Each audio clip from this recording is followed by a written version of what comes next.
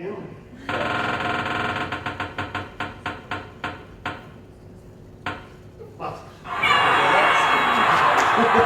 First things first, I do an awful lot of presentations at schools with STEMnet and also with Young Enterprise, so some of you may have seen me before or not.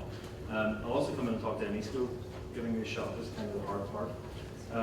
My first slide normally annoys some teachers because obviously children aren't meant to have mobile phones in schools at all. And that's really wobbly. But nervous projector. it's not going to make me sick because I'm going to do it this way. What I also start off with is this, and I use this as an illustration that basically young people aren't the same as old people. So, are there any young people in this room? Well, see, we have a test for that, which essentially is this. If you can hear this sound, stick your hand up. Anybody hear that? Anybody? You know what? I checked the volume. Oh, I can hear it! I can hear perfectly well. Okay, that might deafen people and hurt them, but maybe we'll give it a go. I can hear perfectly well. Alright, let's try it again. Can everybody hear that? You can hear that? I can't hear that. It's very, very weird when you talk to 13-year-olds and they say, you know what, I can hear that because I have no idea what they're talking about because it could be saying anything. Can everybody hear this? Oh, yeah. Yeah? What about this? Yeah. I can just about hear that. Yeah. I can't hear that. I can hear it perfectly well. 41. Can you hear that? No, I can't hear that. Okay. You can all just be making it up and I wouldn't know. So the stuff that I cover is a little bit like this, okay? It's a little bit drinking from the fire hose because I'm going to probably go for the full 7 minutes anyway. But yeah, I'm meant to actually be controlling that, but it's not working. So the stuff that I do is this stuff here, which is mostly digital circle. So it's hard to read because it's wobbling all over the place. But what it boils down to is we're a network of companies and in some cases schools and colleges and universities and whatnot that are all interested in this media stuff, this 2D, 3D, web design, television, augmented reality. What it really is, what's relevant to education, is 3,000 people on a mailing list that I can ask favors of, and that means that you can ask favors of them. We also list all the companies. There's 300 companies on there, so if you're looking for somebody to come in and speak to somebody, use the list that we've got and actually ask them to come in. And if they say no, tell me who it was. So for example, 5 years ago we won games company in Northern Ireland. Now we actually on our website with 32, and I know of 3 or 4 that aren't even on the list. And the reason we're big focus on games at the moment is because games subsume every kind of media. I mean, you need people to write stories, they need to work cameras, they need to do all sorts of different things. I mean, we have games that, for example, are about fairies. This is done by Greg McGuire's company, and that's a young enterprise in the background there where I was demonstrating it. And my daughter made me buy every single one of those fairies. This is a slide that I put in front of the kids every single time I talk to them, which is essentially they have their permission to go and do something. Because the big thing is people don't think that they can do this. They don't think that that's for somebody else. Does that mean 2 minutes or what? Right.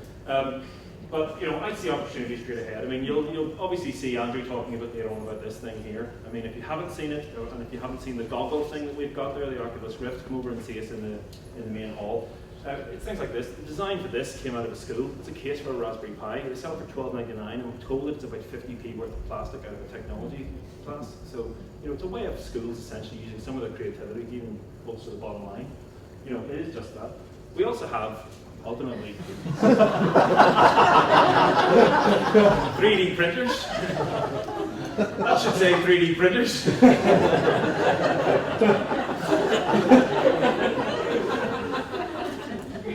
So, I'm finishing off really quickly.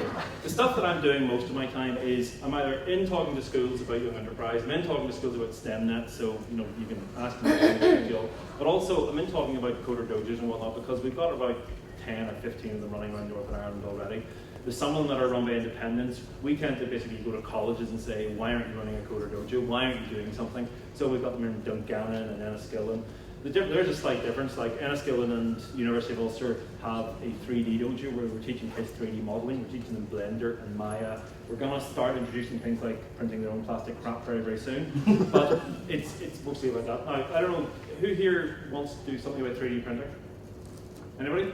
Do you know that the Fab Labs in both Derry and Belfast have just announced courses that you can do? Well, we list them on our website, but They want to teach you how to use this stuff so you can print your own crap. This is the 3D dojo that we run in Belfast. I mean, you can tell the age of these kids that are doing this stuff. And he is developing, he's actually going a little bit beyond because he's actually starting to develop a game that he then published on the internet. He did that in an afternoon. He frets about the amount of homework that he has, not the homework that he has from school, he gets that done in about half an hour. He frets about the homework he has for 3D dojo because that's the stuff he's really passionate and keen about. This is two 13-year-olds from Bangor Academy. I think they're probably 14 now. And they built that, which is an arcade machine that runs Pac-Man and Donkey Kong. And they don't have they don't have computer science. I mean, they're too young for that, but they did all of that themselves. They did all the electronics. I mean, that's essentially the brain that's in the back of it, that's showing you all the bits and pieces. They then turned that into a PCB and printed it out themselves. And again, they can print it themselves. We use Minecraft an awful lot. We use that in Coder Dojo, but we use it more along the lines of this stuff here, where we're getting people to figure out that you can connect, if you can connect these, to other people's computers. You can also run Python scripts, which means that you can build that once, you can record all the bits that you did, and then you can actually recreate your model in seconds. Now, most of us don't care because it's Minecraft, it's just a toy. But whenever you're telling an 8-year-old, this took you half an hour to build, but now you can build it again in a second. He will tell you one of two things. He will tell you, that's amazingly cool, and the second thing he says, well, why do I need that? I've already built it, which I'm not going to ask for. That's a web link, which I don't expect you to copy, but that's just to show, this is kids that are learning Unity as a tool to basically for creativity and to produce games. If anybody wants to know, there are free Unity courses at Digital Circles running with Southwest College all over Northern Ireland. If you want to know about them and you want to have a go, it's just a day. 2 of the days are very close to midterm as well. Then get in touch, just ask me, and that's my contact details. So, to respect all the other people, you can put them back on side.